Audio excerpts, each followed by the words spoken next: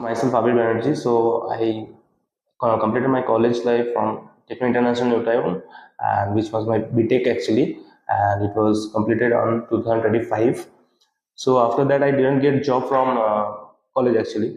So I got some ideas from YouTube's and all that.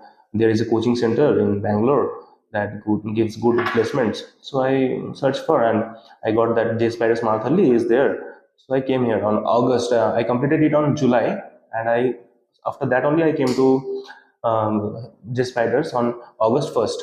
So after coming here, I took the course of month full stack development. So actually, the teachers are very well trained, and even they give train us also very good. Means very nicely they used to train us. Actually, in the college life, I didn't have any knowledge on MERN related questions, in MERN related anything. But after coming here, I got much knowledge actually, much. To be very honest, much knowledge I have got from here. And so after completing my 5.5 months, I was trying from outside also. I given the mocks here, and means even I was getting P2 and P1 all the times.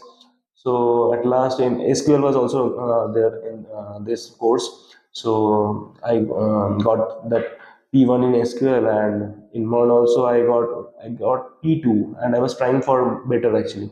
But I tried from outside also in off campus.